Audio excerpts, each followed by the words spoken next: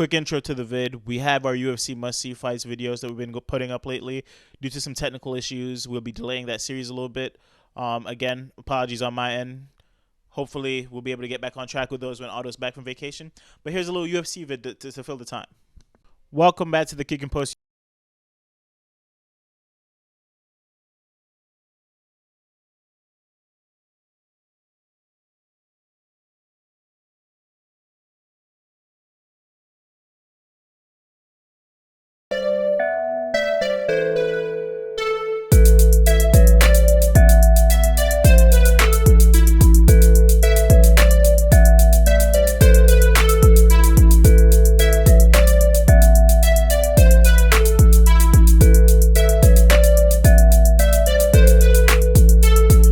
Kevin Holland really bursted onto the scene in 2018 after a short notice fight he took against Thiago Santos when he was still a middleweight. After staying in there with Thiago Santos, giving him a decent fight on short notice, he really made an impact in the UFC and in Dana's eyes as a guy that had the potential to be a star. 2019 was a solid year for the kid, but 2020 is when he really blew up with three electrifying fights, one including Ronaldo Souza knockout in the early part of the year. But how good 2020 was to Kevin Holland, 2021 was just the opposite. Losing to pretty formidable talent, top 10 talent, I'd say, at the time, in the middleweight division, with decision losses to Marvin Vettori and decision losses to Derek Brunson. A lot of wrestling, a lot of ground game, which really showed that hole in his game. And unfortunately, a lot of people saw that and believed that Kevin Holland wasn't a true student of his craft and was slacking, right? He looked lacking in those opportunities, in those fights. He looked kind of frustrated with the fact that he was getting bullied on the ground. He looked a little bit too nonchalant. There's still a lot of trash talk for somebody who was getting bullied. So his career arc and the way he was viewed in the eyes of the people at the UFC and fans really took a hit. Even Dana was throwing shots at how he needs to really focus on the fight and not worry about smack talk when he's getting bullied. So 2021 really set this guy back, right?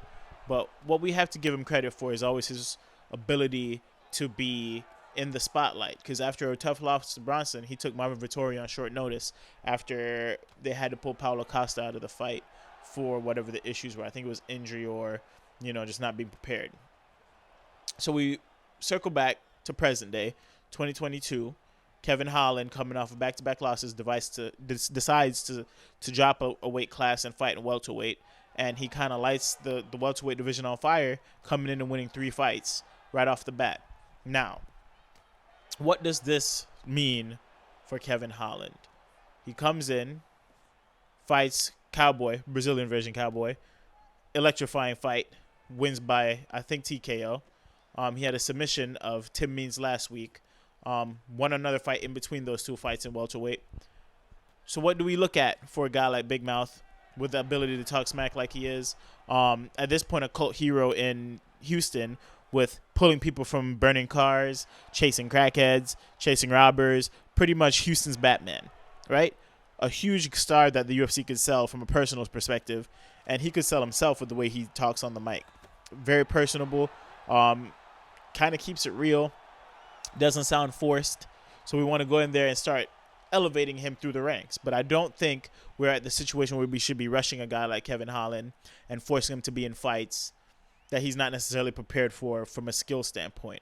So who's his perfect dancing partner coming off of the win against Tim Means last weekend? In my opinion, for his career and in terms of having a good sell, Michael Chiesa in the welterweight division would be my perfect pick for him to fight against next. Michael Chiesa is coming off back-to-back losses, but still holds a number 11 rank, if I'm not mistaken. It's 11 through 15, right there in the welterweight division.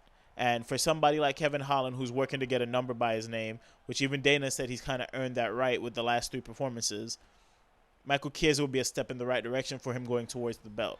Now, I think if he beats a guy like Michael Chiesa, he's still not ready for a championship fight, but at least he's pushing up the rankings instead of fighting under the rankings. I personally believe that a fight against Michael Chiesa would be a great stepping stone, and I have him winning a fight against Michael Chiesa if that was to happen. Chiesa, not trying to make him a gatekeeper of any kind, but he seems to be like faltering against up and coming talent, and Kevin Holland would be the next chance for him to either regain momentum and stay in the top 10, or would be another proof that maybe it's past his time to be chasing the belt.